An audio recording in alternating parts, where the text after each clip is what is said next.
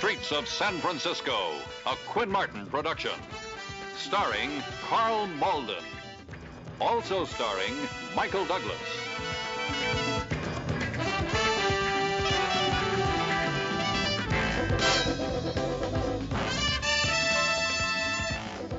With guest stars Robert Reed,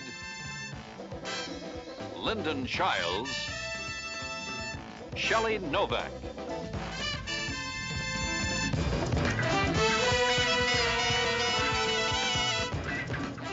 Tonight's episode, The Honorable Profession.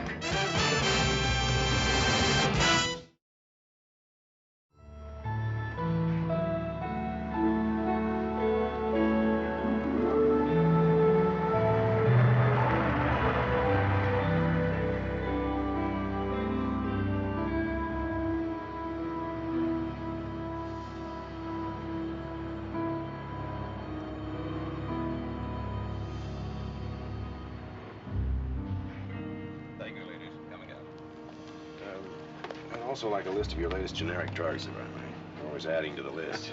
Oh, you're a doctor? Yes, I am. Fine, I have a list in back. I'll get it for you. All righty.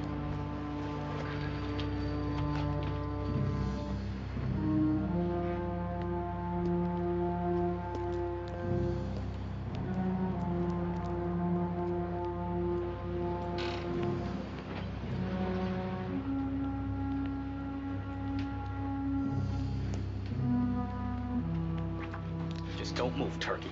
Empty it.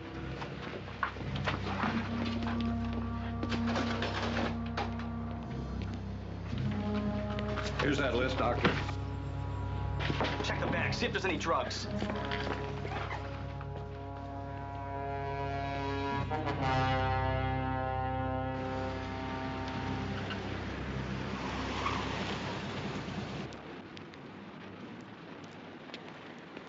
Give me one, Benny. Easy on the onions this time. They kind of cramp my style. Besides, how can I taste all that grease if you put the onions on? All units, 2722 Bay Street. Silent, 100, hold up alarm. Code 2. They're playing my song. Keep it warm, Benny.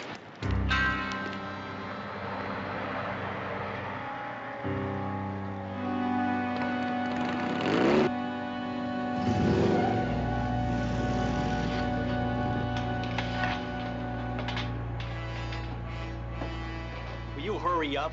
Move it. All units, 2722 Bay Street. Silent, 100, hold up alarm. Code 2. It's just a couple of blocks from here. Come on, move it.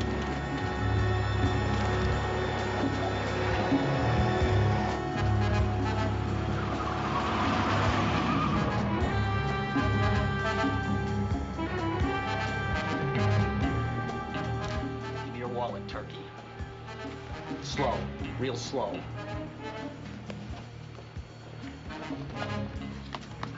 Come on, forget the drugs, let's get out of here. Hold it right there.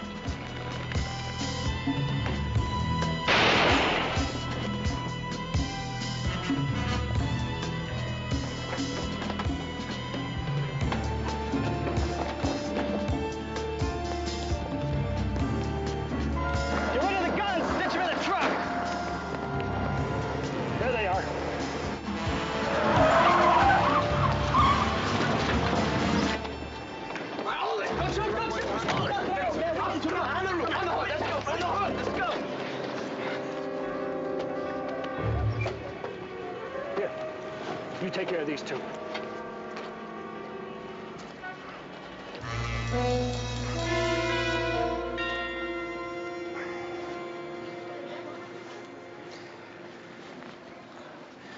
All right, now, I'm a doctor. Stay still. I'm getting my bag. I'll be right back.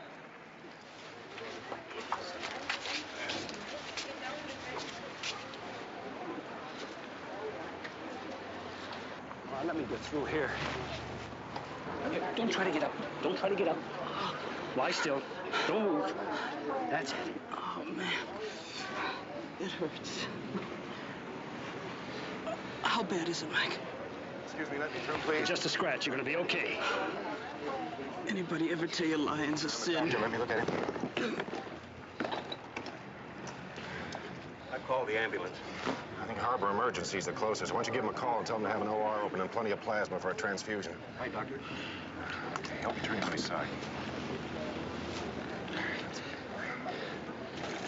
Is he going to be all right, Doctor? Maybe. If we can get him to the hospital on time.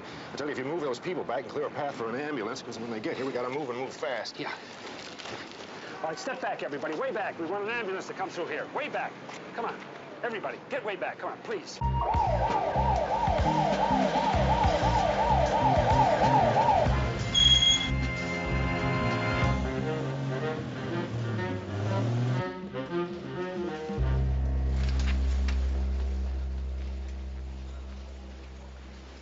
How is he? They just took him in. What about those two punks? Booked them, went back, tried to find the gun, couldn't. Pharmacist is coming in and trying to make a positive ID. How is he, Doctor? Well, he's in good hands. They're doing the best they can. I'm sorry, Mr. Stone, Lieutenant Stone, this is Inspector Keller. I'm going to have your name for the report. Holtfield. Arnold Holtfield. Arnold Holtfield. And, what do we get in touch with you? I'm on the staff at St. Agnes. St. Agnes. Would you excuse me? I have to check in. Are you the police? Yes, Lieutenant Stone, Inspector Keller. Well, I'm sorry. He's dead. Would have taken a miracle. Location of the wound. Internal hemorrhaging. I'm sorry. I think he feels worse than we do.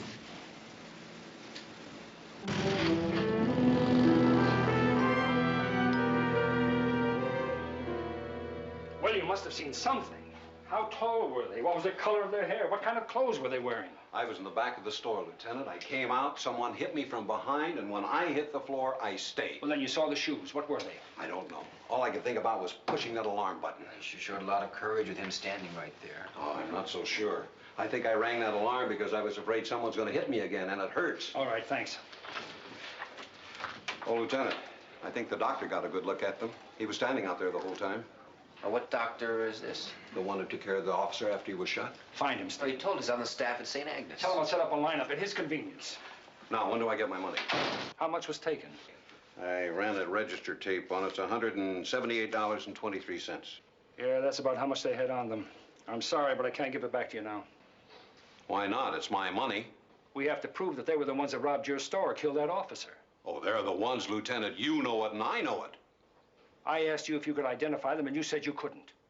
We need proof. It has to be proven to the satisfaction of the court. Now, when we find a witness, we'll call you. You ask that doctor and he'll tell When you. the doctor comes in, I'll let you know. Thank you. Okay. Thank you very much. Well, that's funny. What's funny? I thought he said he's on the staff at St. Agnes. He did. I've got it in my notebook. You were there when he told me. Here it is. Dr. Arnold Holtfield, St. Agnes. I called the hospital. They have no Dr. Holtfield registered there, and there's none in the phone book either. All right, check with the Board of Medical Exchange. Without that doctor, we don't have a case. I know. Yeah, could I have a listing?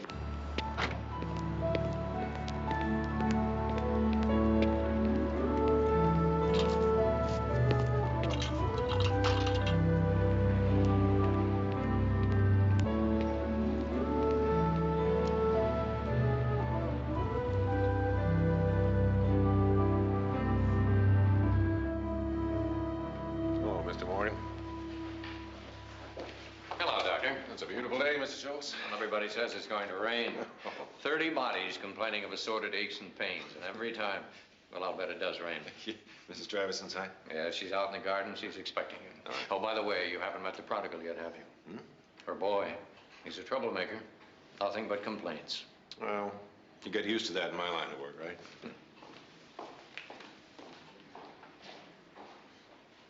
Who appeared to get on in life by putting his hands in his pocket and contemplating the baker, who in his turn folded his arms and stared at the grocer, who stood at his door and yawned at the chemist. Hello, Mrs. Valentine. The watchmaker, always poring over a little desk with a magnifying glass at his eye, and always inspected by a group in smock frocks. How's my favorite teenage patient? Dr. Avery, I was beginning to think you weren't coming today. Well, I got caught in a little emergency cross town. I came as soon as I was free. Oh, Doctor, I'd like to have you meet my son, Hank. Your son? Well, I wasn't aware. How do you Very do? aware of you, Doctor. My mother talks about you all the time. Quite highly. Hank lives in Phoenix. He just flew in for a visit. Well, far be it for me to interrupt a family reunion, but I didn't want to drop off these pills. My mother's very fortunate to have a physician who's willing to make house calls. Thought your breed was all but extinct. Oh, there are a few of us dinosaurs left. Besides, favored patients deserve favored privileges. Well, I tell you, I'm a little behind schedule. Why don't you let me run along, and then I'll get back to you next week, all right? I'll walk you out. Okay. Don't let me hear about you playing any touch football while I'm not here. You know, I got spies in this place. You have my word. Bye-bye.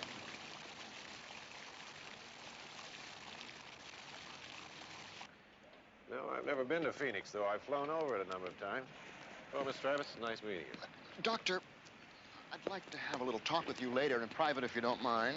Well, if it's about your mother's condition... Actually, it's the treatment of my mother's condition that I'd like to discuss with you.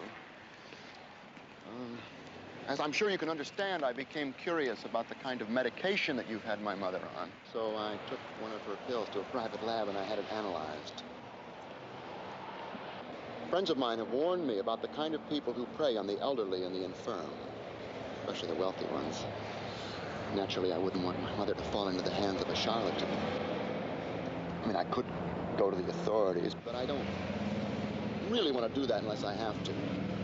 It would upset Mother, and she does think so very highly of you, so if we could have that little private consultation later at your convenience, I'd certainly appreciate it.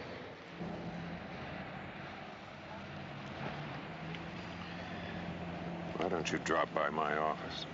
About 3 this afternoon. That's my card, and there's the address. Good, I'll be there. I do hope we can come to some mutual understanding, Doctor. After all, we both want what's best for my mother, don't we, Doctor?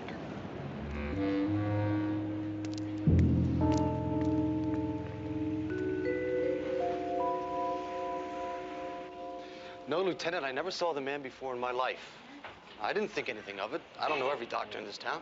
Well, we checked with the Board of Medical Advisors.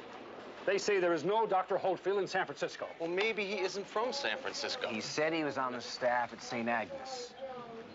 Look, why don't you tell me exactly what you want to know? What I want to know exactly is, was he killed by the bullet or by the kind of medical treatment he got after he was wounded? He was very badly wounded, Lieutenant. Don't tell me. I know he was very badly wounded. But let me put it to you this way. If that police officer had been shot and fallen directly onto the operating table, we might have been able to save him. I say might have been able to save him. Anyway, that doctor of yours did a hell of a good job. Well, if he did such a good job, why did he give us a phony name? Well, maybe he was afraid somebody was suing for malpractice. No, that doesn't work in this state, and you know it. We've got the Good Samaritan law. Any doctor that gives first aid at the scene of an emergency is not liable for a malpractice suit. Yeah, well, then maybe I ought to meet all my patients at the scene of the accident. Oh, look, I don't know. Maybe he is an imposter. I couldn't swear to it, and I couldn't testify to it. But there is that chance. I mean, anything's possible, right? That's right. Well, okay, if you'll excuse me, I have some patients to take care of. Phony doctor. Why would any guy pull a stunt like that? And I let him. Oh, come on, you can't blame yourself. Well, he seemed to know what he was talking about, what he was doing. He's phony. He's hiding under some rock someplace. Yeah, and we've got to find him. He's our only witness. And I want him. For personal reasons. I put a call in the Chicago offices of the AMA. If there ever is a Dr. Holtfield registered, they'll find him. We'll get him. We'd better get him.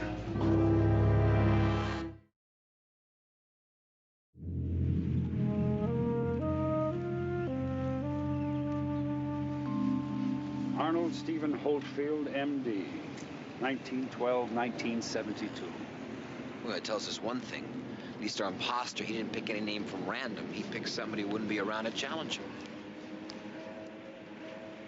Maybe our guy knew Holtfield. Could have been a patient or something. Also, I had the AMA check on his widow's address. She moved after he died. Some way to go, Mike. Called himself a doctor. Walked right in and took over, right there in front of me. Still taking yourself over the coals and that. Well, when I was a kid, there were two kinds of people we were taught to respect and to trust. Priests and doctors. So what happened to cops? Well, priests and doctors have built-in respect. Cops got to earn it. Very impressive, Doctor. Very impressive credentials. Oh, the proper medical schools. In this age of the hypochondriac, business must be booming, huh? There's still enough physical maladies to keep us all busy, Mr. Travis. I don't think you're really here to discuss the state of the medical profession. No, I'm not. I believe I told you I had these little pills analyzed. Is this what you prescribe to combat those real physical maladies? Sugar? Mr. Travis, it's a placebo. And we sometimes find it psychologically beneficial in the treatment of patients for whom there is no medical alternative. For whom there are no cures. Yes. In other words, my mother is dying, and you're not really doing anything to help, are you? Why this sudden concern for your mother's well-being? I mean, I've been her doctor for a number of years. What else have you been? I don't think I understand that. Really? This is a copy of a codicil to my mother's will, naming you as a beneficiary to the tune of $20,000.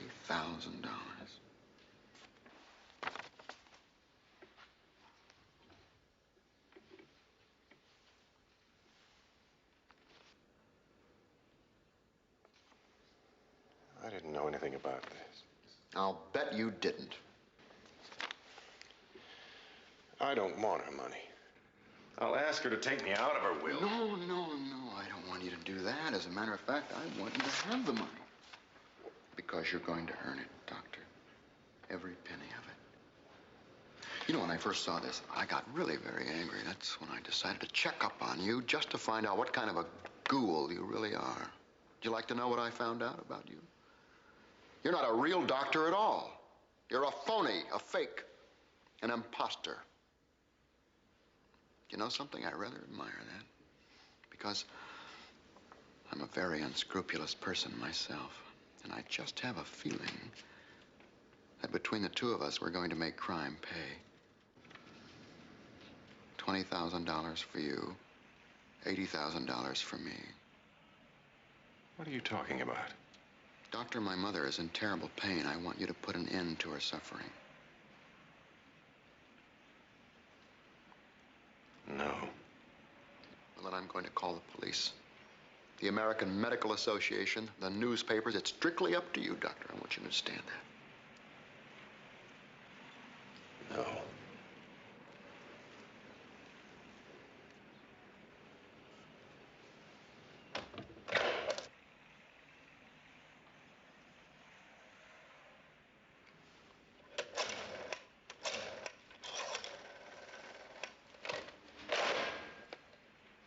I need more time. I understand perfectly. I understand perfectly. I'll be in touch with you, Doctor. And, Doctor, I just know you're going to make the right decision.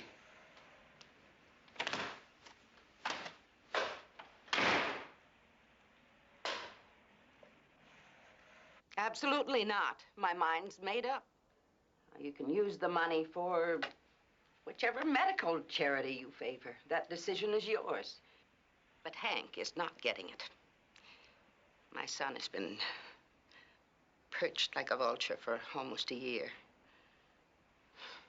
Before my sickness, I didn't even hear from him for 10 years. So now he's divorced and he's lost his job. And he's here looking for an easy ride. Well, he's not getting one from me. Martha, if you'd consulted me about this, I mean, if you'd only told me what you were planning. I mean, you have to know how I felt hearing it from him. You see, you've placed me in a very awkward position, a doctor in a patient's will. I'm a sick old woman. And you've made me feel happy. Oh, I'm not senile.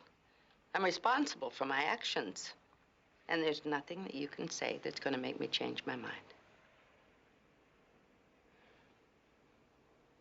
All right, Martha. Don't you worry about it. I'll take care of everything. Well, I'm being paged. Excuse me, I'll be right back.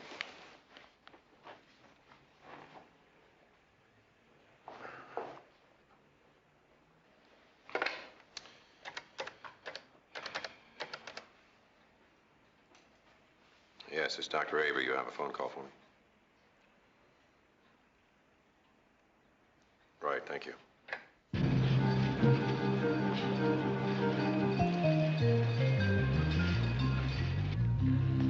Here you go.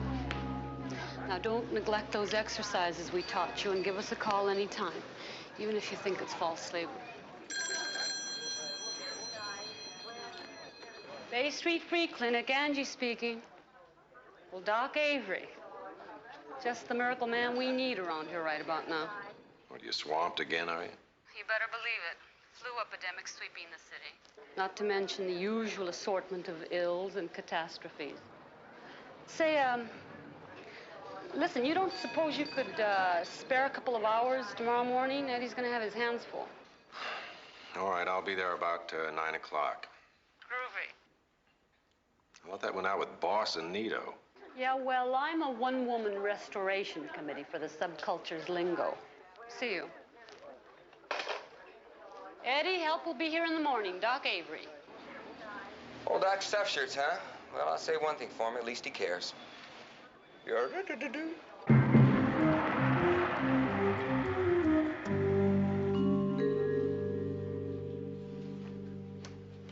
Mm-hmm. I don't know, the ears don't look right to me. Work on the lobes a little more, will you? I got that one, yeah. Yep. Okay, thank you very much. Well, I got the word on Holtfield's widow. It's a little she better. Kept the same name. She's living up in San Rafael. Does this look all right to you now? Yeah, it looks good. Real, maybe the eyebrows are a little bushier, but that's Work nice. on this. When he has this finished, well, we'll have some of them made up, distribute them to the hospital, clinics, medical centers. And send one down to Bunko, will you? Okay. Might as well cover all bases. I'll go up to San Rafael to talk to his widow. No, you won't. I'll do that. I'll talk to Mrs. Holtfield. I'll have these made up. And listen, you circulate these. Why don't you go home and get some sleep? You've earned it. I've earned it. What are you gonna do? Rank has its privileges. Yeah, where have I heard that before?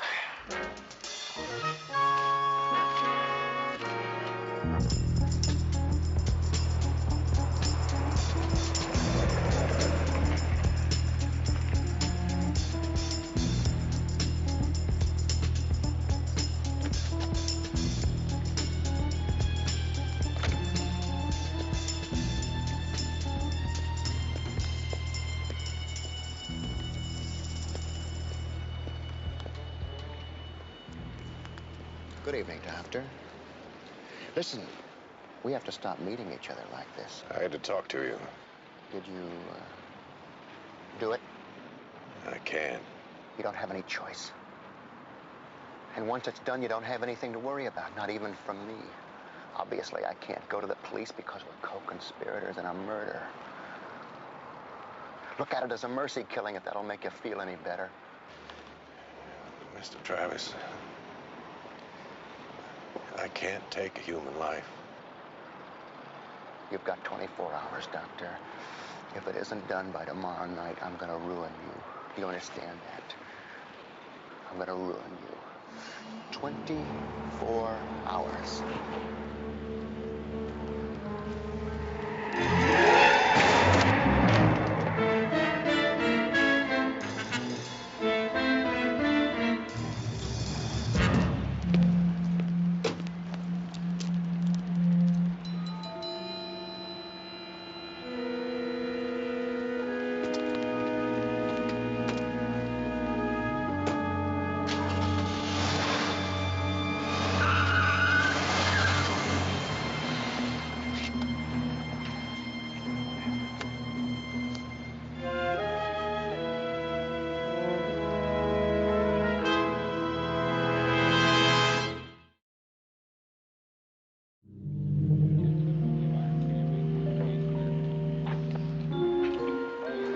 Excuse me, sir, what was your name? How is he? He got killed instantly. Knew it. He didn't move the whole time. Oh, Arlen. Fred Arlen. And you saw the accident? No, I heard it. You know that sound when the brakes lock up and the tires squeal and you kind of hold your breath until it stops, or until you hear that thud and the crash of glass? And where'd you hear the thud? Yeah, as soon as I heard it, I knew somebody had bought it. I ran over and I saw this guy checking the body, and then he ran to his car and took off. Now, could you identify that man? No, too dark. What about the color of the car? Late model, green Ford. Oh, I got part of the license number. But that's it, L.E.? Well, I just got the last two letters. Oh. Sure hope that ink's washable. My wife's going to kill me. No, she won't. Thank you very much.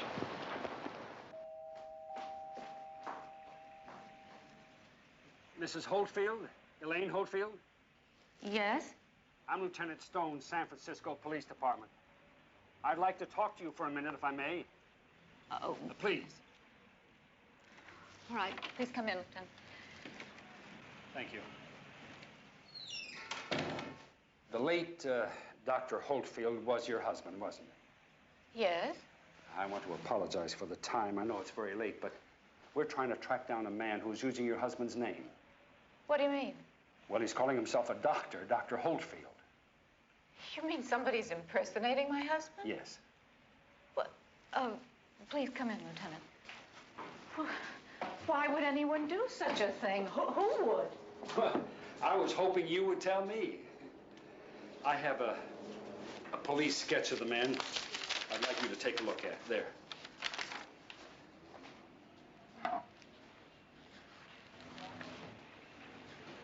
Well? There must be some mistake. Do you recognize him? Well, this is Peter Callahan. Who's Peter Callahan? Well, he lived with us for almost 2 years, Lieutenant. He was going to college on a scholarship, working part-time after classes as an assistant for my husband. Arnold was very impressed with his initiative and took a personal interest in the boy. So finally, we took him in as a boarder. He was Arnold's good right arm. He was invaluable. Well, what about his parents? Oh, I'm afraid they were both dead, Lieutenant. He was orphaned when he was just a child. His parents both died tragically within a few months of each other. His father is the result of a car accident and his mother in childbirth. Did he feel the doctors were responsible for his parents' death?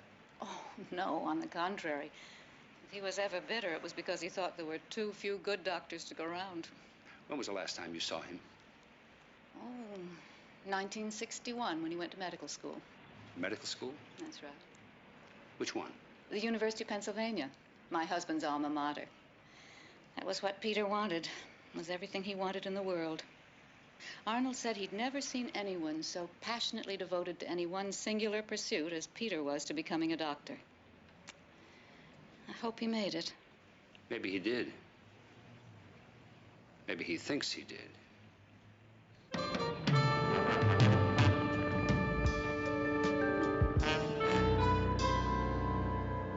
Yeah. No alcoholic content in the bloodstream. Good morning, Peter. No sign of intoxication. And so presumably a sober man would have reacted in time and gotten out of the way of the car, is that right? Yeah, okay, Bernie. Thanks a lot. Good morning. Good morning. I thought you were going to go home after I left you last night. So did I. The city never sleeps. A new case? Yeah, hit and run with a new twist. After the driver hit the guy, he made sure he was dead before he ran. Probably some boozer with a guilty conscience. Yeah, it could be. Anyway, I'm gonna get cleaned up and I'll notify the next of kin. How'd you do that doctor's widow? Well, I found out that this imposter's face has a name. Peter Callahan. And we're going to find out more when the University of Pennsylvania Medical School returns my call. Were you lucky circulating these? I haven't done it yet. You know, it's before 8 o'clock. Well, now, you know that we can only hold those killers for 48 hours without charges? I know that, yeah. All right, I'll take a batch of them and circulate them myself.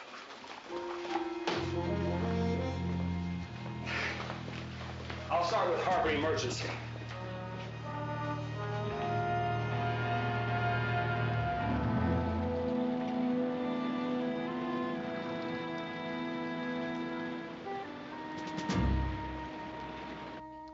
Next. Roll up your sleeve, please. I have it, sweetheart. Dr. Dunn. Yeah? You say what the operation was for? For what? Did you talk to another doctor, Mrs. Prescott? Well, before you let anybody start cutting on to you, I suggest you talk to another doctor and get another medical opinion. Well, then come on down here. I'll give you my opinion. No. Don't worry about that. It won't cost you a penny. Yeah, that will be a welcome change, won't it? You bet. Goodbye, Mrs. Prescott. The butcher strikes again. Don't let that penicillin shot get infected, Maria. Can I talk to you, Dr. Dunn? Oh, you're not going to start something over Why what don't you have a cup of coffee with you? Well, I don't think I have time right now. I think you've got time. Doctor? Now, don't anybody get healthy. I'm coming right back.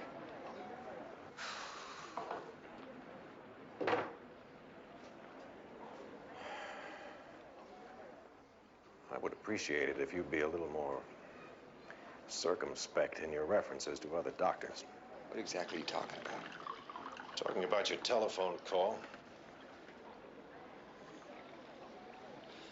Look, doctor, some knife-happy butcher out there wants to take that lady's plumbing out. And I think he's got her convinced it'll solve all her problems. Just what are our problems, Doctor? Well, I don't exactly know, but I don't think an operation's a solution. Don't you think maybe you ought to find out before you start your character assassination? I don't need to know the patient. I already know the doctor. Would you like to know how many hysterectomies he's performed in the last month? No, not particularly. I don't keep score on my fellow physician. Well, maybe you should. Maybe you should. He single-handedly has performed more hysterectomies than the entire staff combined. The man is cutting his way to fame and fortune. He may also have saved a lot of lives. You can't save the world with a knife, no matter how you use it. All right, Doctor. You're entitled to your opinion. I'm just merely asking you to be careful how you express it. I mean, this man has obviously worked long and hard to get where he is. And he must do whatever it is he does very well, or he wouldn't be allowed to operate. Now, if you think he's doing something dishonest or illegal, I suggest you put your reputation where your mouth is and you bring him up on charges, because until you're willing to do that, you'd be better off by giving him the respect due a doctor. Nobody is due respect. It doesn't come with a diploma. Let me tell you something, Dr. Dunn.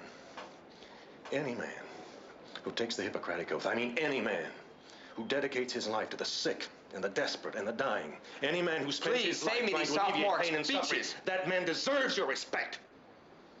It is due, and it's payable.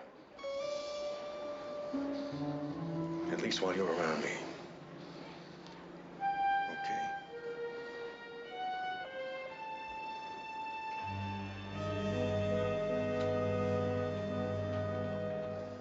Thanks for the coffee, Doctor.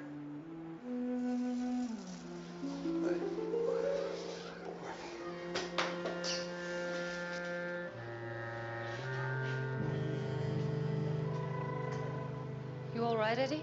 Oh, yeah, fine. Do me a favor, would you, Angie? Next time you think about scheduling me and the Angel of Mercy, don't.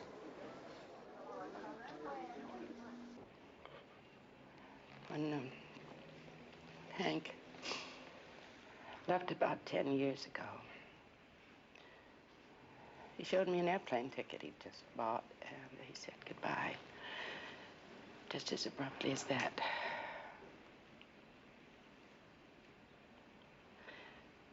Well, this was just as abrupt. But he didn't get a chance to say goodbye.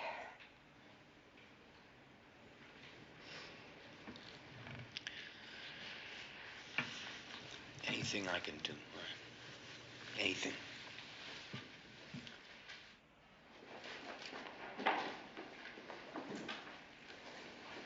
Is she taking it badly? Well, I guess as well as can be expected. Does she have anybody that can give her some kind of sedative? Yes, she has a private physician, a Dr. Avery. If he isn't in his office, I can reach him through his service. His service? Well, that's right. They'll page him if he can't be reached by telephone. May I use your phone for a minute? Sure. Thank you. Maybe we ought to call that doctor. All right, I will. Come on now, don't give me a hard time, girls. Huh? Think back. You didn't see him at all. Well, he was familiar enough with this hospital to have the ambulance sent here. Surgical ward, Nurse Reed. You sure he wasn't here? As a matter of fact, he's right here now. For you, Lieutenant. Thanks. Stone. Yes, me, Mike. I never would have known. I always can tell when you're getting tired. Is that what you called to tell me? Now, listen, when we were talking to Callahan, he was paged and you had to go to the phone, remember? Yeah, I remember. All right, every paging company has a list of its clients, when they were paged and when they answered the call. Yeah, that's right. Right, so if we knew exactly when Callahan was paged, it would make our job a lot easier. Yeah, just hold on. Miss. Yes. Would you check the report for the exact time of death of Officer Cirilla, Peter Cirilla? Yes, sir. That's good thinking, Steve. The minute I get the report, I'll come down to the office. This is Miss Reed. I'll be there in about a half hour. Would you give me the exact time of death of Officer Peter Cirilla? I'll hold. That's right. Ciurila. That's all. Thank you.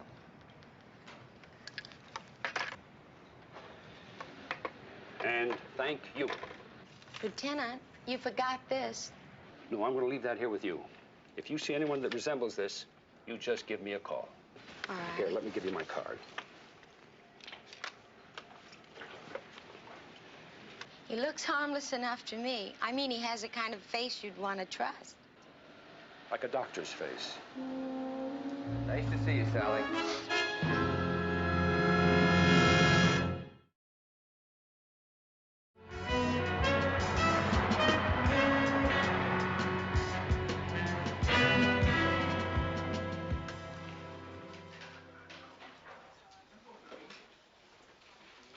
Yes, well, would you check your records, please? No, his name's Holtfield.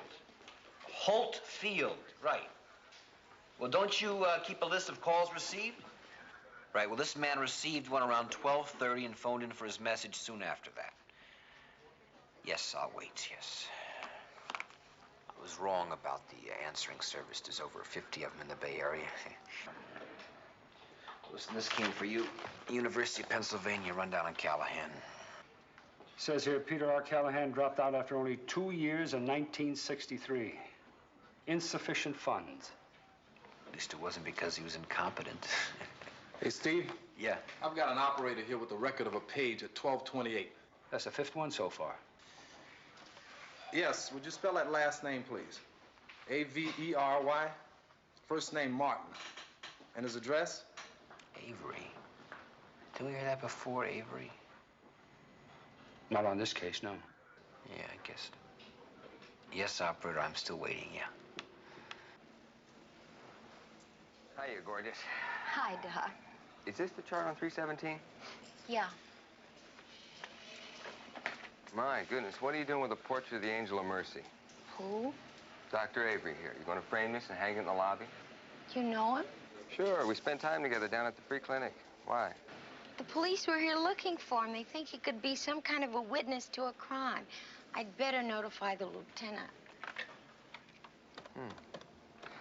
Maybe Avery's at the clinic. I'll give him a ring.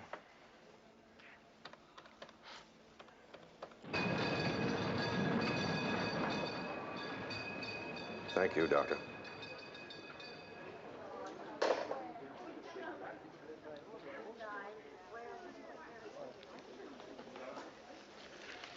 I'm sorry. I'm afraid I'm going to have to leave. But, Doctor, some of these people have been waiting all morning. It's an emergency.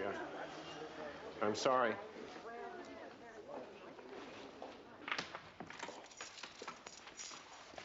Thank you very much.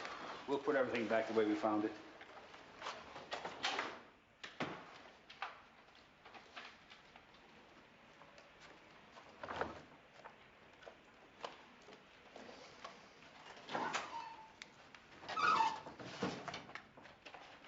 At least we know he went to some good schools. Yes, he sure did. He went to a lot of good schools. Look at this, Mike. He's our man. Medical school diplomas, all under different names. Simple printing press forgeries. You want a different name, boom, you got a different diploma. Raymond Faraday, Johns Hopkins University.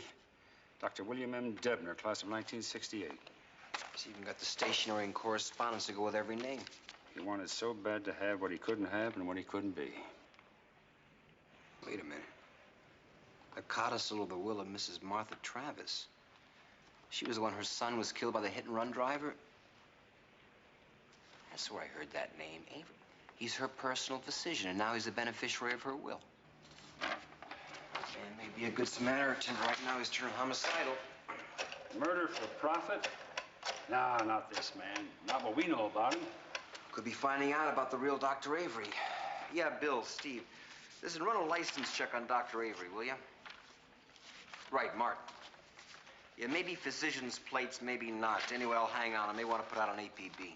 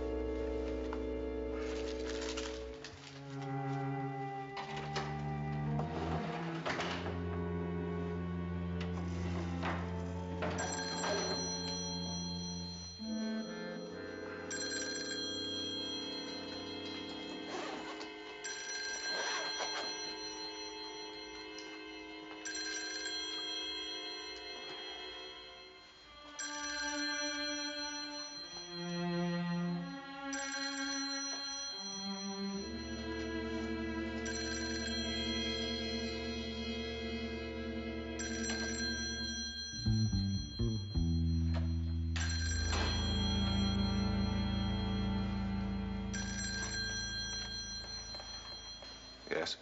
Oh, Doctor, I've been trying to reach you all morning. It's Mrs. Travis. You gave her this number in case of emergency. I'm sorry, Mr. Schultz. I'm leaving town for a while. But, Doctor, this is an emergency. I'm sorry. Hold on. I'll refer you to another doctor. Another doctor? Well, you know better than that. She'd never see one.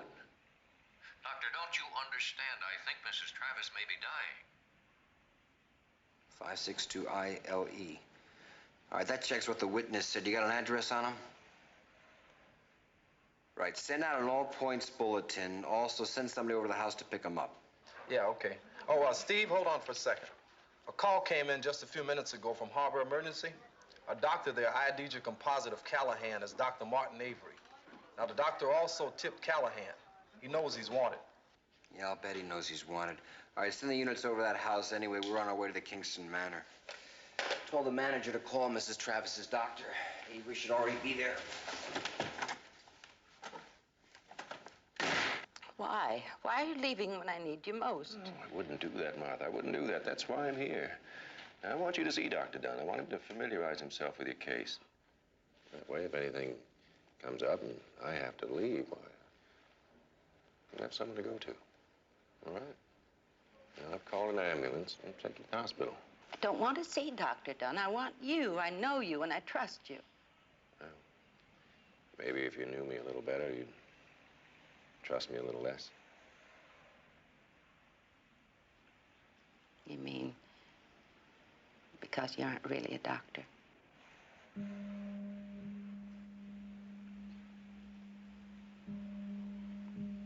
Hank told me when he found out that I'd altered my will. Thought it might change my mind. Martha. Never did understand me. Of course, I guess I didn't understand him too well either. You see, I know what's wrong with me, Martin. I've got a bad case of old age. You can't cure it. Nobody can. But at least you care. Now there has to be somebody who cares.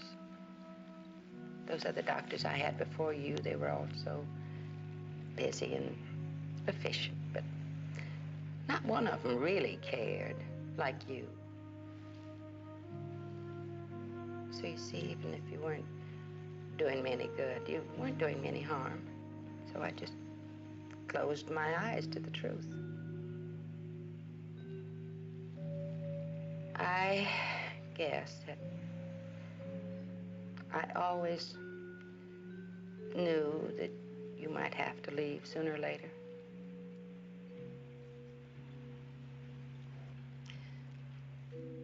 I just want you to know that it's you I'm grateful to, Martin. Not what you are, what you want to be, or what you think you are.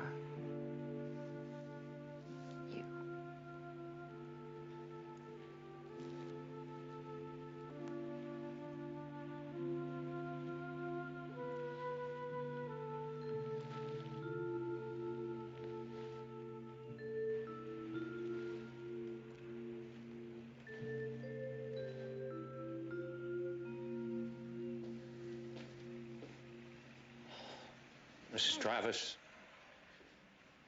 I'll take you to the ambulance. You'll be fine.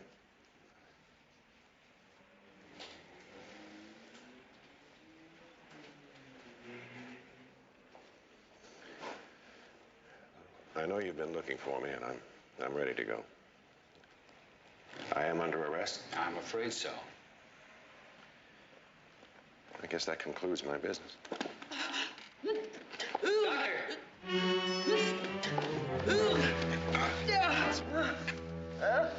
It's all right.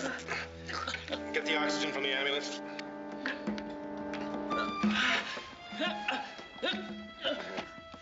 Give me my bag. Go up her sleeve. There's no alcohol and swabs in here. Douse her arm.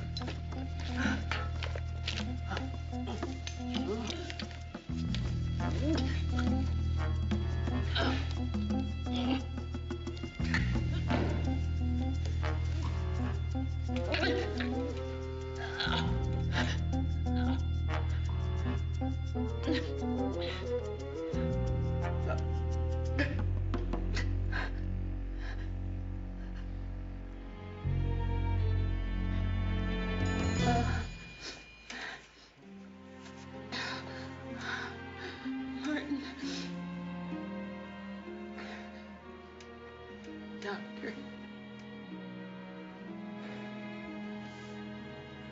You're gonna be all right, Martha. You're gonna be all right. Of course, you're not gonna play any tennis for a while.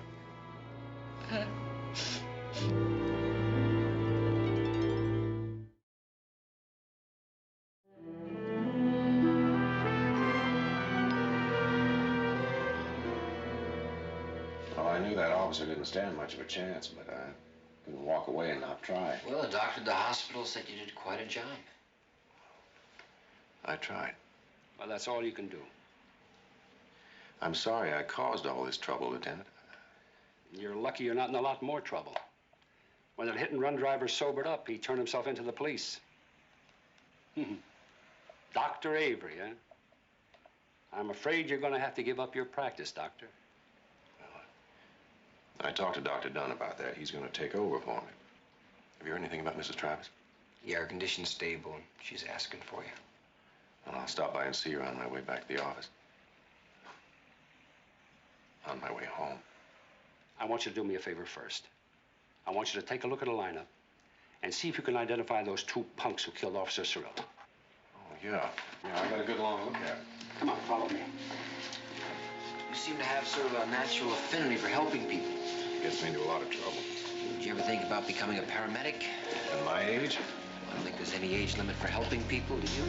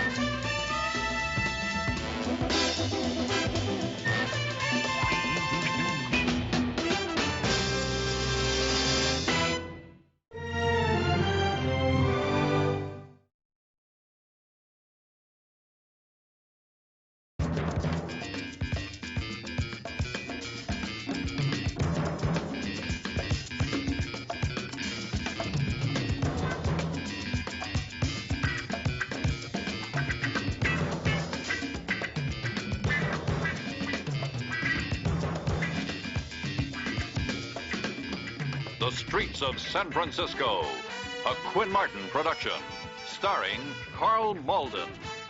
Also starring Michael Douglas.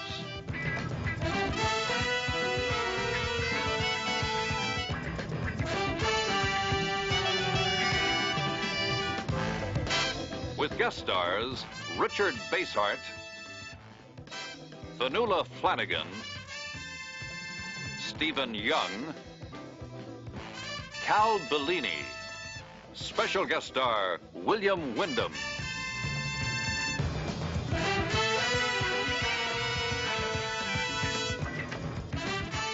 Tonight's episode, Requiem for Murder.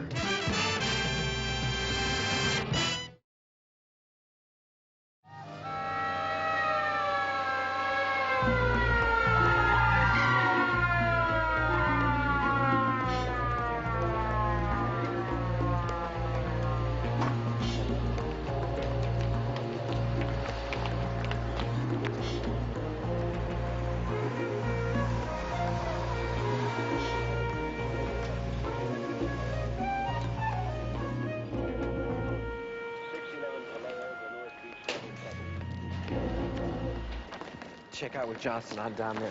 Try to reach you at home. You already left. I had to get some tickets. What's up? Yeah, the Bishop's not going to make the game tonight, Mike. Why? He got shot. Paramedics are working with him now. He got it in the chest. Just doesn't look too good. Mike, it's a nightmare. Tim, can you hear me?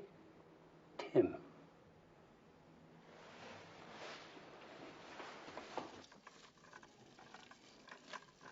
I called the ambulance, your office, and I administered the last rites. No sign of a gun, Mike. One bullet, close range.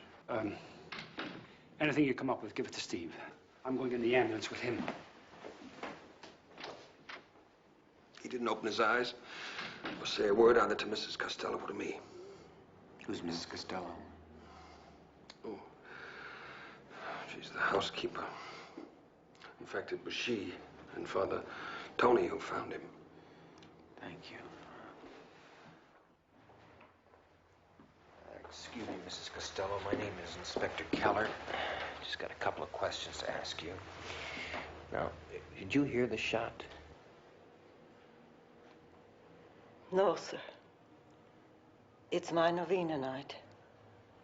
I was around the corner at the church. Father Tony and I walked back, and he went upstairs to his room. And then you came directly here to the study? Directly. I always look in on my bishop before retiring. Now, did you see anybody here in the room with him? Only himself. Lying there so pale, I thought he was dead. And when I heard her scream, I came running in. And neither one of you saw anybody in the hall? Only Father Tony. There is Tony. Yes, Monsignor. Thank you very much, ma'am. This is Inspector Keller, Father Anthony Padillo, the bishop's secretary. Oh, Father, did the bishop have any guests here tonight? No, sir. He canceled all appointments. Said he wanted to be left alone. Now, I understand the rectory is entirely locked up. Who exactly has keys to get in here? Only the private staff. I can't imagine why anyone would walk in off the street and shoot a man like Bishop Farrell. Did you tell him about the letter? No. What letter's that? It came in yesterday's mail, one of those anonymous cranks. We get them all the time. Well, I'd still like to see it. I'll get it for you. Thank you. Steve. Yeah. Got a minute? Senor, excuse me. We still can't find the gun, but we did find the slug. 32 caliber. It went right through him and lodged right there. Mm-hmm.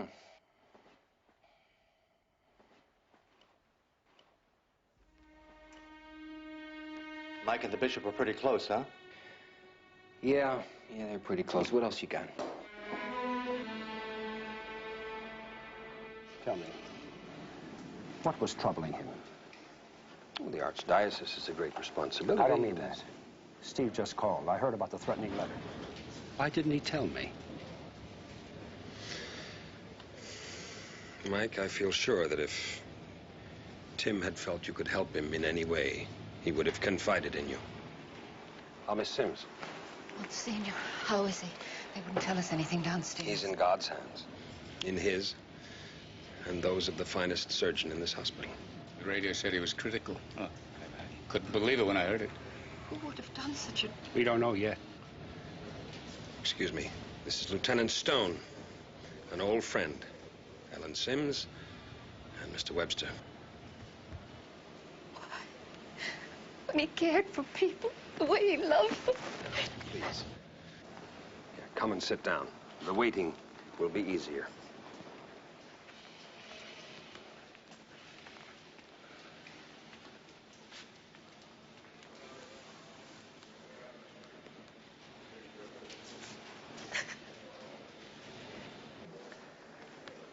Ellen Sims is a coordinator for social counseling. I'm afraid she's a little bit in need of some counseling herself right now. Would you excuse me?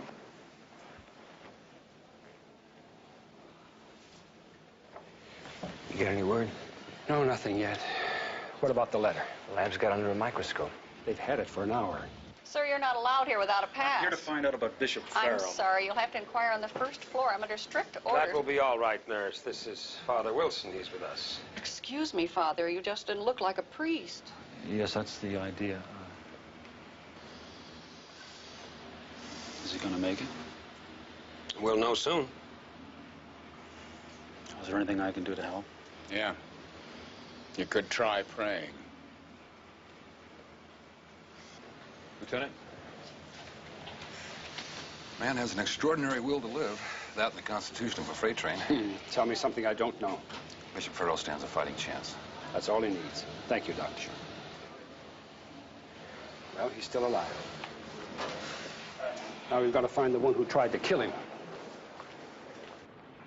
No, before the ambulance came. Like I said, I was walking Romeo, and I saw her run out from the rectory. Wait a minute, you saw a woman come out of there? Young woman. She drove off in one of those little sports cars. Now, would you recognize her again? No, she was too fuzzy. I didn't have my contacts in. I'm myopic, nearsighted. But she was young, I could see that. I didn't think they were allowed, you know. Okay, thank you very much. I want the names of all your domestic help. People who clean here, gardeners, maintenance men, anyone who could have been here last night. Well, that all happens in the daytime. After 6, there's only the resident staff. Bishop Farrell, of course, myself, Father Tony, Mrs. Costello, and yes, Father Wilson. He lives here? Yes. Oh, Lieutenant, certainly you don't suspect... No, I said that anyone who could get that close to Tim, to be able to shoot point blank, must have been someone that he knew. Lieutenant Stone, the bishop is still in the shadows, and here you are acting it out like the devil's own passion play. And I thought you were his friend.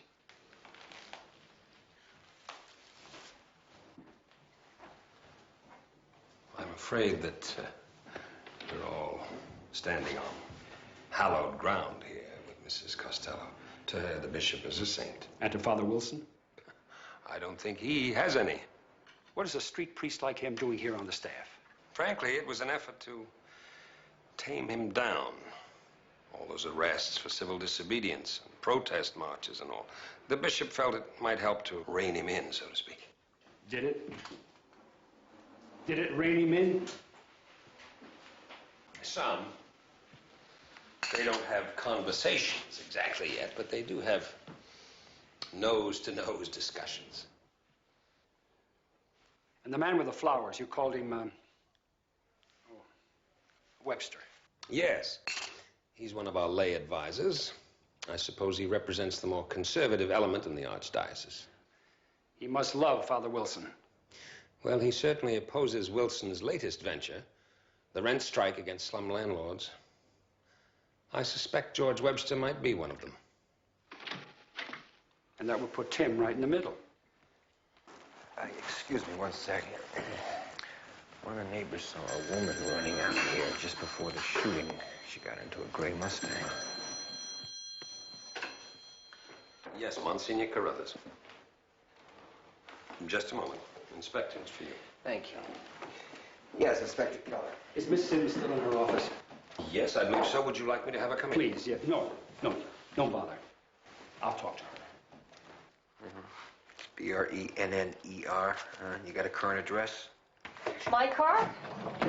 Last year's Pinto, sunshine yellow with bucket seats. Miss Sims, did you come back here last night for any reason?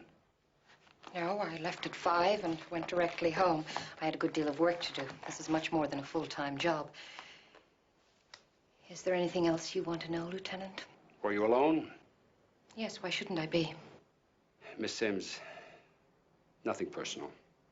It's my job. I have to ask these questions.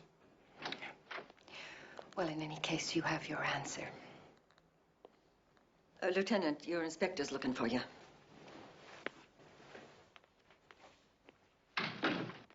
His name's Neil Brenner. He's got a track record as an anti-religious freak. Positive ID?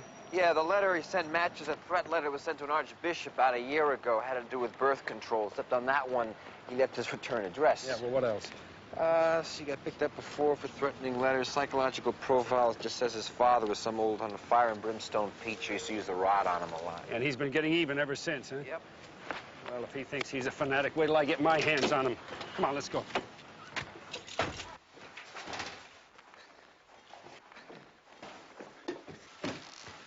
Yeah, Mr. Brenner? Yes, what? From the police department, I'd just like you to put that box down, please, and put your hands above your head.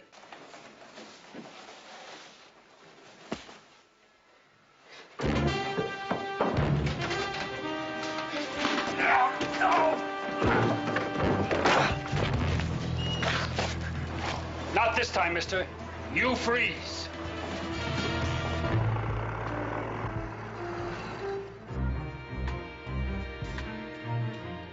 So I write letters to the New York Times, the Chronicle, even the Christian Science Monitor. And after this inquisition is over, I'm going to write some more letters. And I am about ready to book you right now. All right. Look. I'm studying political science. It's an extension program at the university. We had an exam last night from about 6 till 9. Voila. Found this here in your house, Neil. The type on it matches those of the letters. Book him. I didn't shoot any We're bishop. gonna find out soon enough. Right now, you're being booked for possession of illegal explosives and sending a threatening letter. No, I had to do that. They have got to be stopped. They're stealing us blind. Get him out of here, will you? Come on. No, please try to listen to me. You've got to understand, please. Homicide, Stone. Well, that's the best news I could have heard, Doctor. Yeah, I appreciate your call.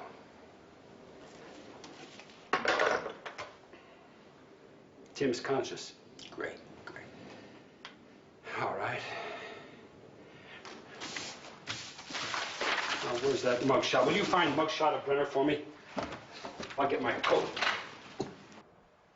So? Who won the game? I hate to tell you. 49ers lost it in the last 10 seconds. Well, glad I missed it. Tim, I think we found the man who shot you. You recognize him? You sure? Now, he must have been as close to you as I am right now. What did he look like? Mike. Let it be. You know him? Someone you know. If we don't catch him, we could try it again. Come on, Tim, give me some help. Vengeance is not mine, it's the Lord's. Tim. Please, Mike, there's nothing you can do. It's in God's hands.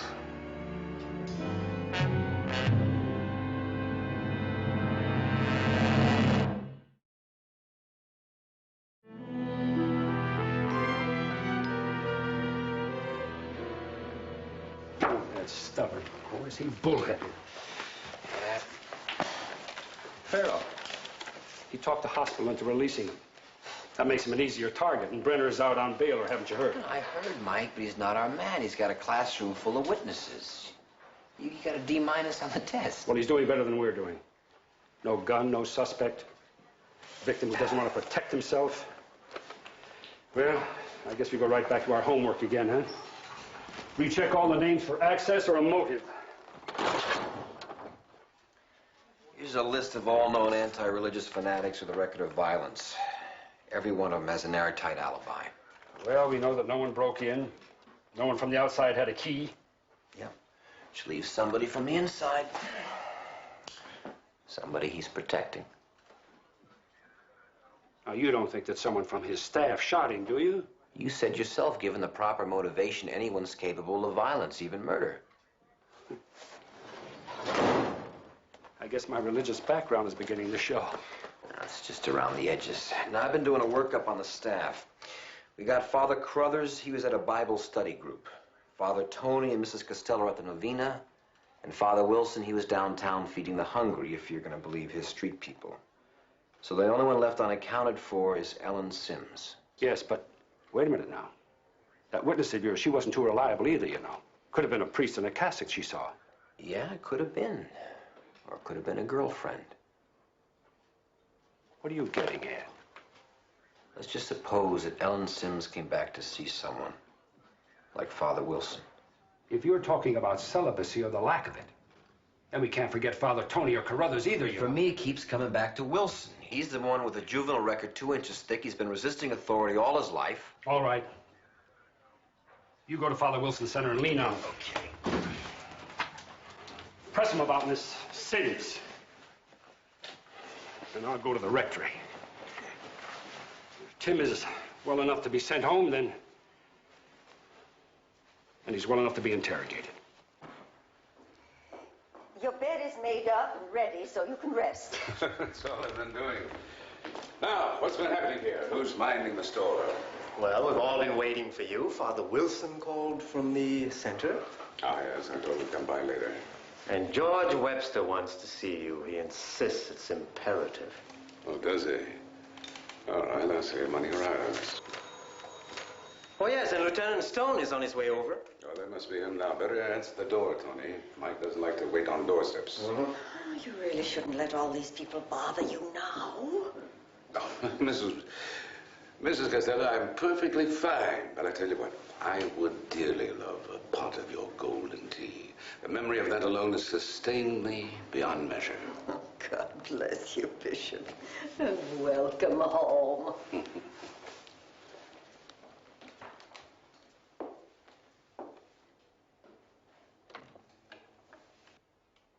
Ah, Mike, come in. I've been wanting to talk to you. Now that I'm out of danger, I think you can call off your guard. The answer is no. No, don't be difficult. Well, as far as I'm concerned, you're still in danger. Tim, come on now, tell me the truth, will you? Well, the truth is that God gave me back my life for his own reasons, according to his own plan. So I had to come close to dying to find out what living's all about. Have faith, Mike. The man who shot me won't try it again. And he's already been punished. Well, not in my book. I'm not going to drop this investigation just because you decide to turn the other cheek. Tim, I want you to tell me the truth. Who are you protecting?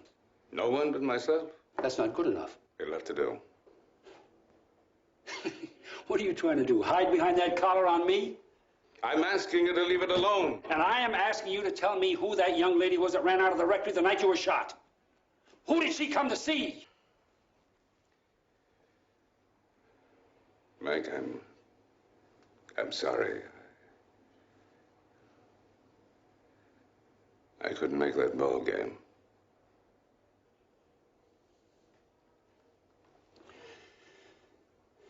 All right. Have it your way. But until I find out who you're protecting and why, they stay.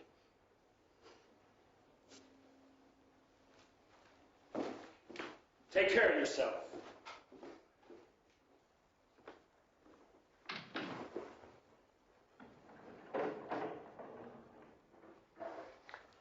Do you feel strong enough to go from Mike Stone to George Webster? It'll be like choir practice after Mike. Frank, I just want you to know that I've come through the crisis. I'm truly off the critical list. That's better than having you home. How long have you known? When you don't want to see something, you put on blinders. And when someone finally takes them off, you realize it was there all along.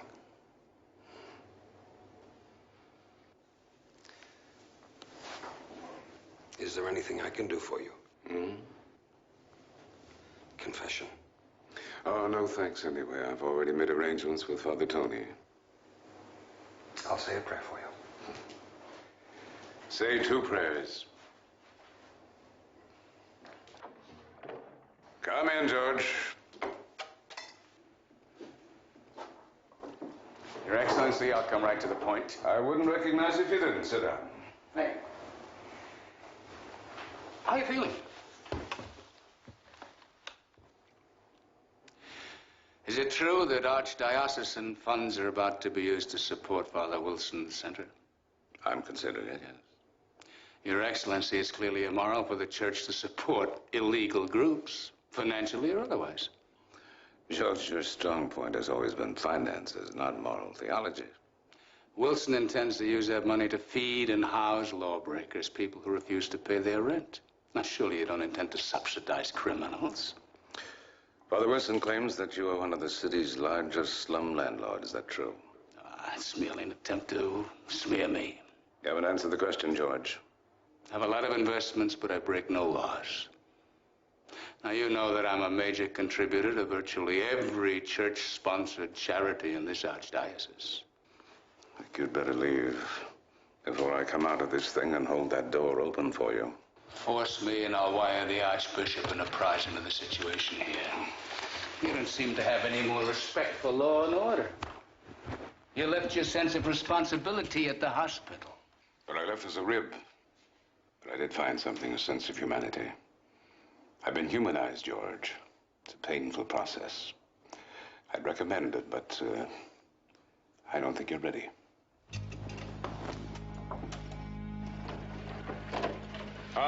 Come in, Father Tony. Mr. Webster is just on his way out.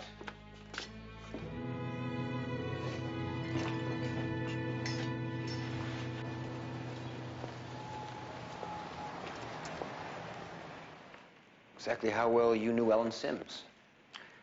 Well, I know her well enough that I want her down here where it's happening rather than shuffling papers up at Farrell's Castle. She's a very good lady.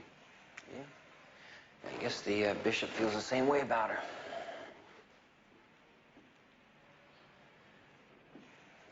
I understand that you and the bishop have been arguing a lot. Has any of it been over her? Keller, I have broken a lot of rules. I've broken a lot of rules, but that is not one of them. What we argue about is money. Money to keep this place going, and that is it. Because the bishop won't support you, right? Well, let us say that we are in the process of negotiation. Now, you really don't think that I shot him, do you? Well, he canned you, took you out of your parish. Inspector, you see, he did me a big favor because this is where I belong. Now, I am a very busy man. Are you going to be taking me downtown, or aren't you? No. You'll be down there soon enough anyway. Thanks a lot, Father. Mrs. Costello, could I have another slice of lemon, please? Lemon? You never use more than one slice. Oh, must be all that bland hospital food. Please.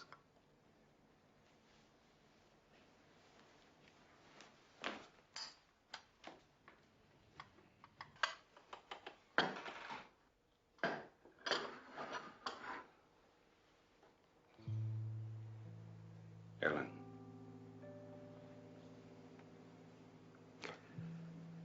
I couldn't say this before, but thank you for protecting me. I didn't tell the police anything. I should have known. You were always full of gentle surprises. Couldn't have got more courage than a linebacker. No, I don't.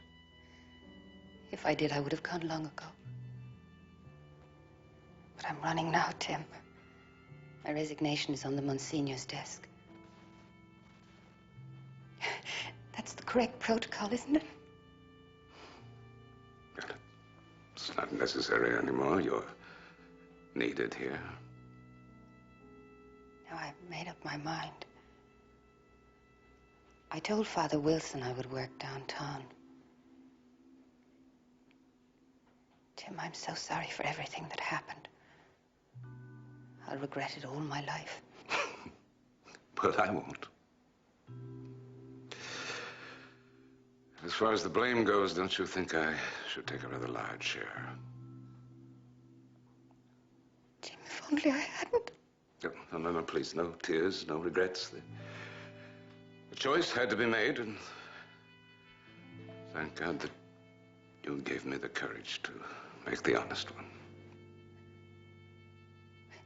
It isn't fair, is it? Other people don't have to make such choices. They're not priests, I am. Even though I tried to forget it for a little while.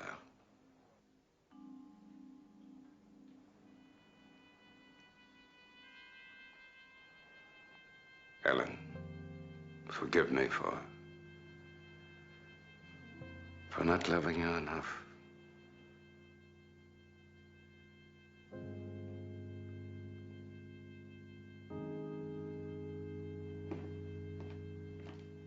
Oh, excuse me. I'll come back and... No, Frank, come in.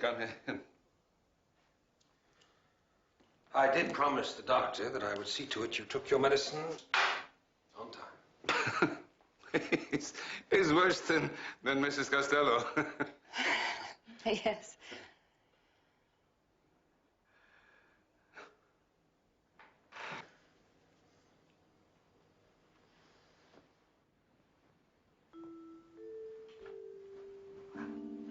I'd better be going.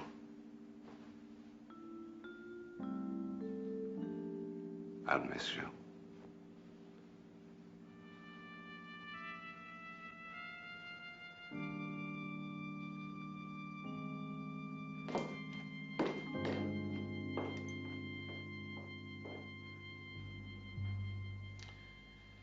Well, I expect you've had just about enough for your first day at home. No. There's still a lot to be done. My sermon tomorrow, I hope I can make the people understand the peace and joy that I found. Frank, I thought I'd lost him. But God found me. And in a way, Ellen was his instrument. I don't think it's wise for you to attempt a sermon tomorrow. Certainly not until you've got your strength back. You don't know the strength that I found. I'm going to tell them that you'll make a better bishop than I am. What are you talking about? I'm resigning Sunday. Because of Ellen? Oh, Tim, I can't allow you to do that. Believe me, Frank, I know what I'm doing. And if Mike Stone calls, tell him I'd like to see him. Very well. You can't resign.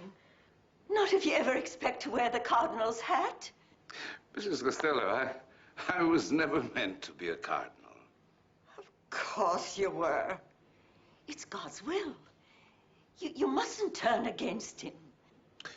Not at all. In fact, I think that God and I have made the decision together. I can still serve him as a priest.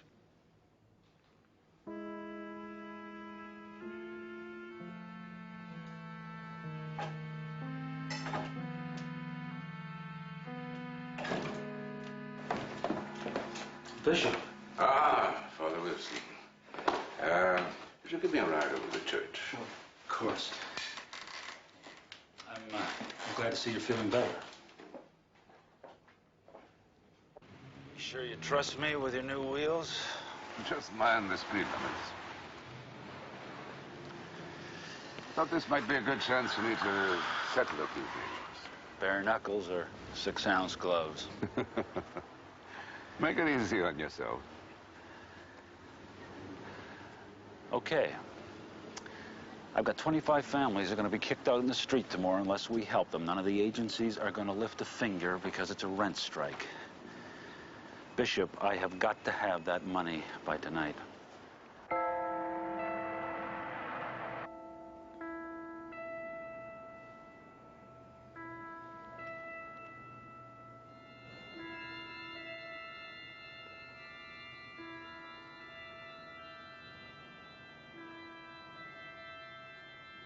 Lloyd,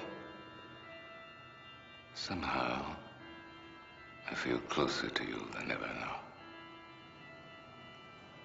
After all these years, thank you for restoring my faith and for sustaining me during the long night. Forgive me. Forgive the pain I've caused to others.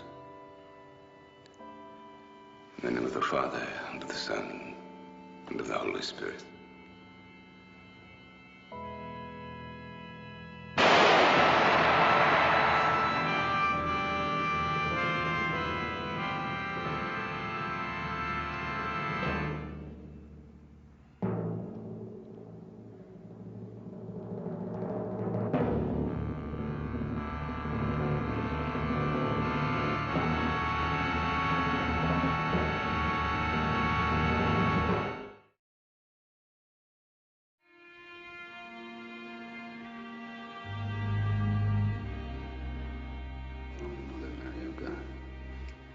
What I see is Amen.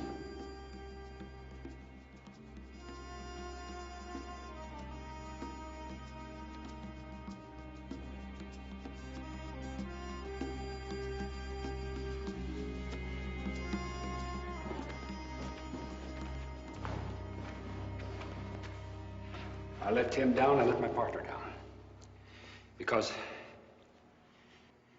well, I walked on tiptoe around here. I treated everyone with kid gloves. Well, no more. I understand. Mrs. Costello said that he was terribly troubled. And you said it was because of the responsibility of the office. Now, I want to know what really bothered him.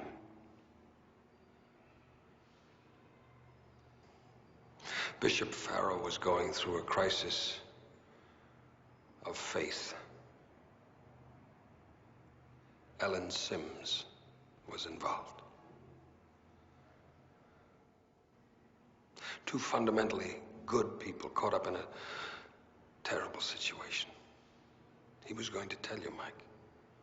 He was. When did you see her last? In her office packing. She said she was going away. Excuse me, found this out in the garden. It's recently fired, and they want me to take it down to ballistics or have Tanner do it. Let Tanner do it. Okay. I want you to pick up Miss Sims, bring her down to headquarters. Okay. I'll meet you there.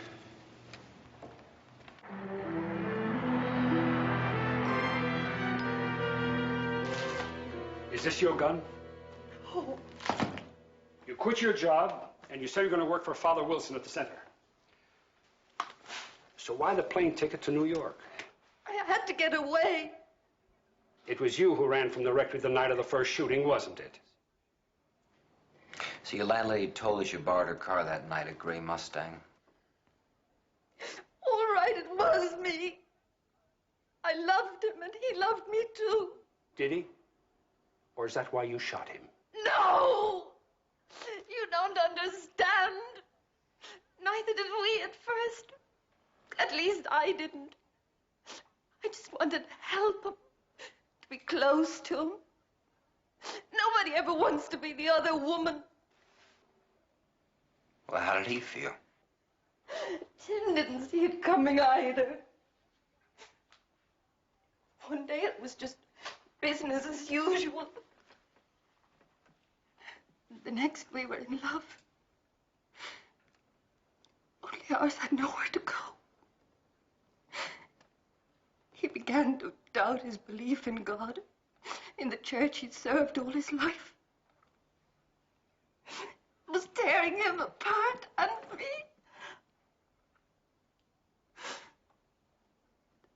That night I went to the rectory to ask him to marry me. He had tears in his eyes. He said he couldn't. I was hurt and angry. I remember shouting at him all the things a woman says when she's lost.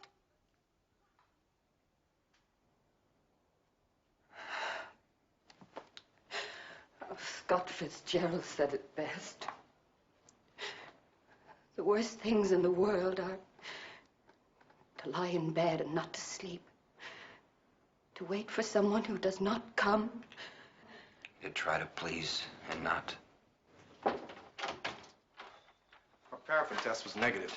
No traces of nitrate. Inspector Tanner will take you home. And I'm afraid you'll have to postpone your trip. It doesn't matter now, Lieutenant. Not anymore.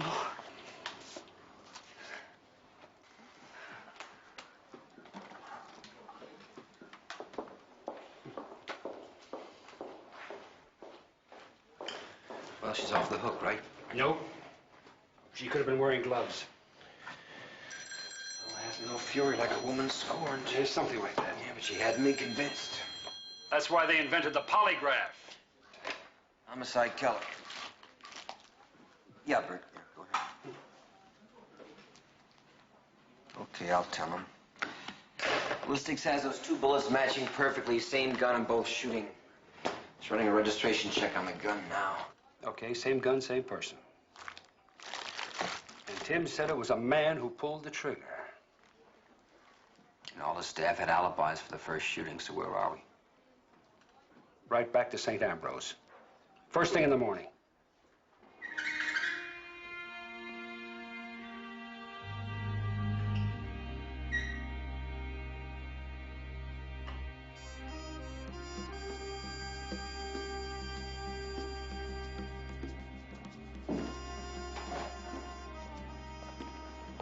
Hey, Mike. What does this smell like to you? It's not sacramental wine. No cleaning fluid. Gun oil? That's what I thought. I found it in the sacristy. Get it to the light. On the way. You know, if that's where the gun was hidden, the killer's got to be on the staff. Come on.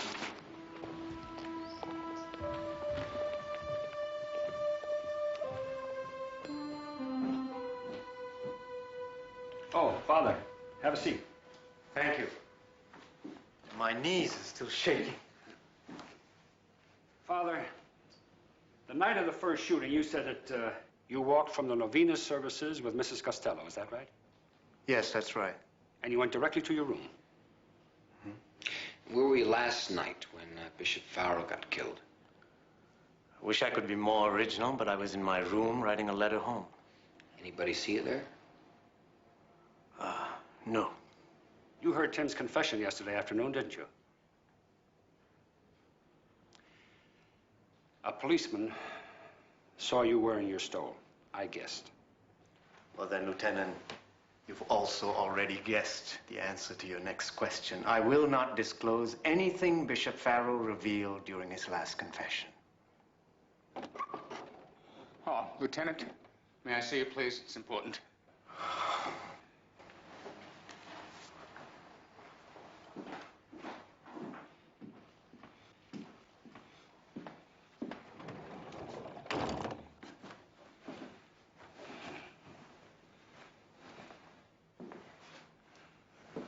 There's $10,000 missing from one of the church accounts. Well, how did that happen?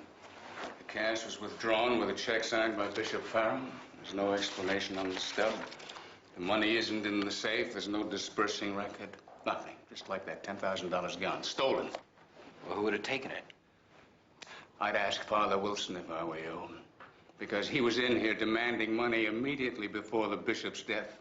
Nobody's seen that priest since. You know the kind of people he hangs out with. Long-haired perverts and junkies and ex-cons and all that. Oh, violent people, Lieutenant, all. Let's check first, see if Wilson's down at the center. If he's not there, I'll try some of the tenement buildings. Inspector 8-4 to Inspector's 8-1. Inspector's A1, go ahead. Yeah, Mike, we've got the registration on that gun. Let's have it.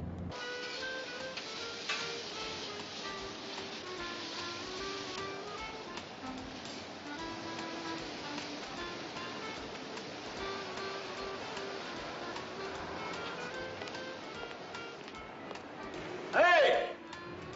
Ah.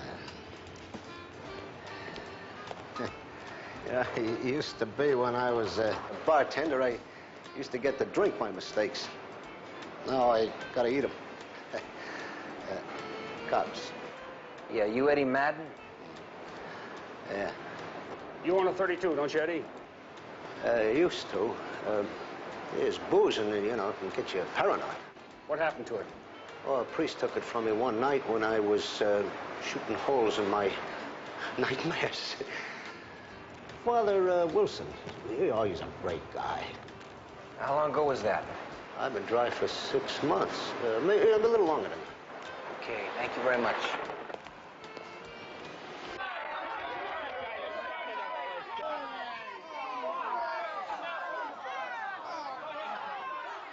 I'll be back. Keller! We'll Keller, tell now, her. These people, they need. Yeah, what about yourself?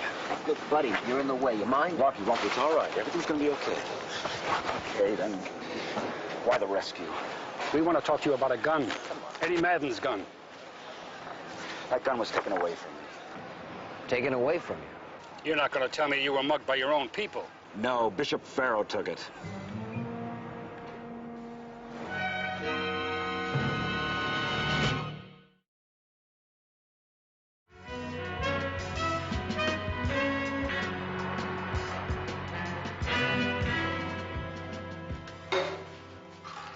Come on, Father.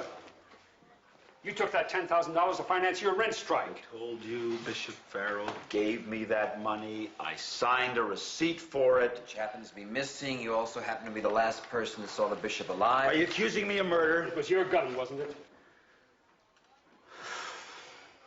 I told you I gave the gun to Bishop Farrow.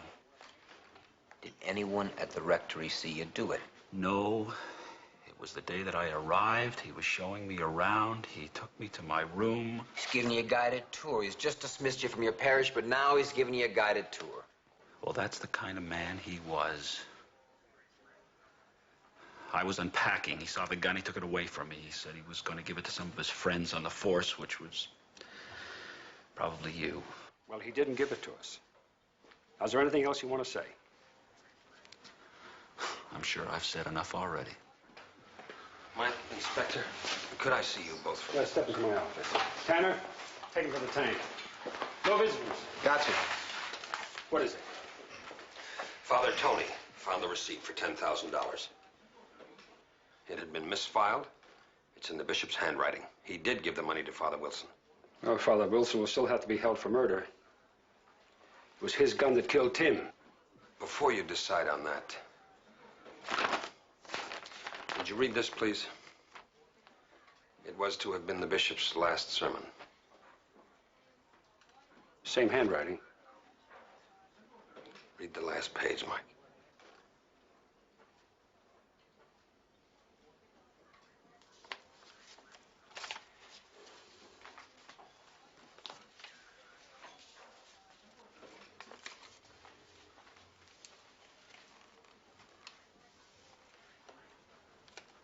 Tim tried to take his own life. Well, I guess the gun was in the bishop's hand, at least for the first shooting. Monsignor, do you have any idea who would have taken it from the study?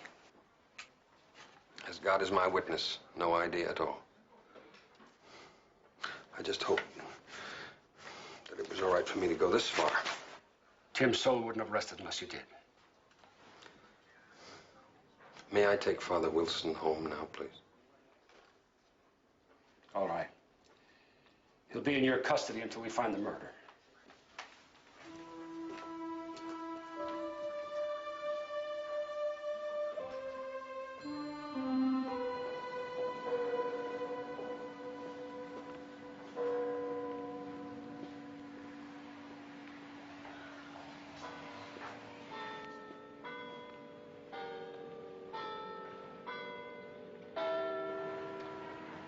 Mass will begin in 5 minutes.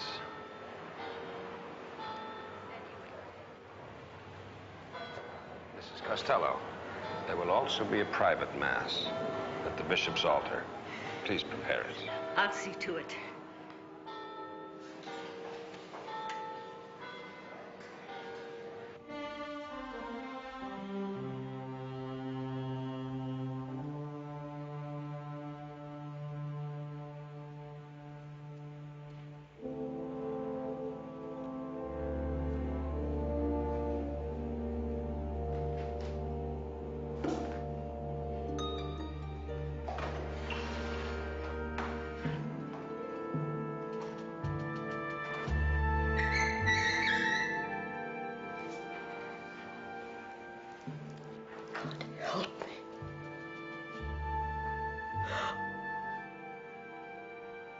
Oh, Lord, forgive me. Why, Mrs. Costello? Did you kill him? Did you kill the bishop? He was going to resign. All the years of preparation, sacrifice, work, it would all have been wasted. I ached for the man to succeed. I devoted my every waking moment to making that happen. So all you were trying to do is just help him, is that right? To spare him a lifetime of shame. I did it out of love.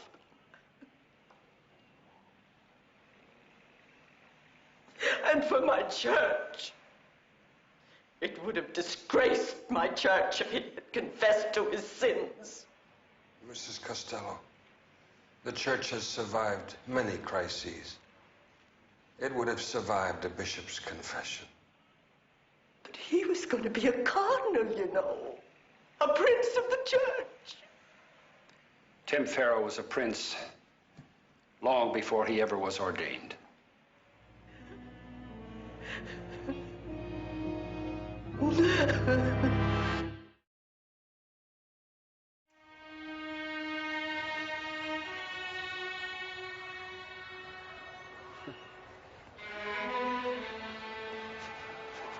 Good morning. Mike, Steve. Monsignor. Beautiful morning, isn't it? Yes.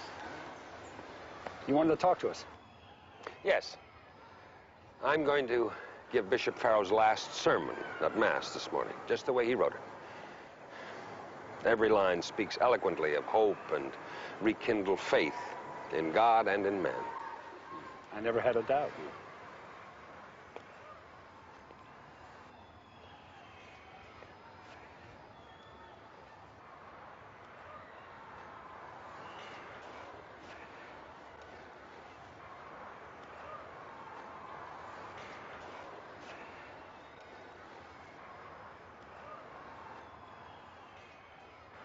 How's she doing? Well, she's working for Father Wilson now. He got his parish back, you know. I don't think much of his sermons, but perhaps Tim would.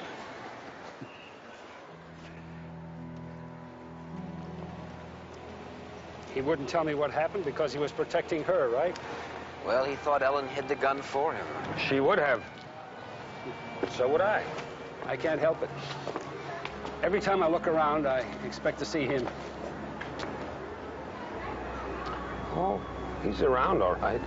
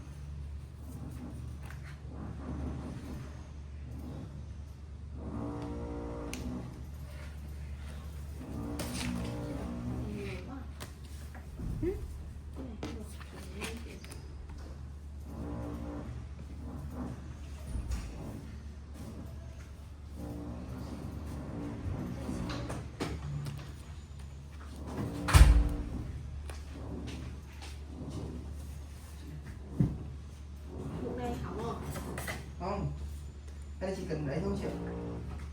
Chỉ cần nhưng mà lúc nãy nó bị phọt ra, ở trên kia nó bị phọt ra nên là cho dưới đây là cái màu vàng nó chảy nhiều quá, hiểu không? Không, cái này trong kia nó chỉ có một màu đỏ này thôi, không có trọng đâu. Có màu vàng nó vàng, nó mủ mà nó lấy ra mà. Không, màu cái video mà có muốn màu một đầu luôn nó lấy ra cái con kia thôi. Cho nhiều salam quá. Như này ít không? Là tí thôi, gọi là tí gọi là bằng đây là ngón tay cái thôi.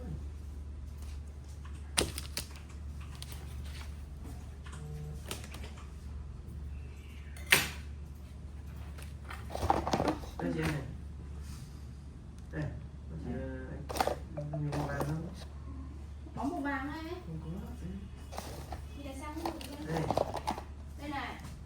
Đây là cái nền của cái mà. Thế mình cho như này đúng không? Được. Cho bớt ra đi. Tí nữa nó còn phòi nữa mà. Phòi nó không nhiều như đâu. Đấy chị hỏi sao nhiều thế? Đây. Đây, đây nha.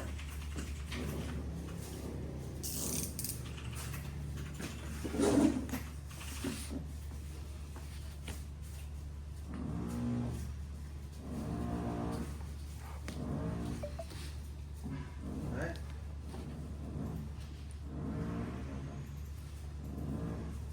Đấy, cắt này nha, xong chị lấy cái sau này nha.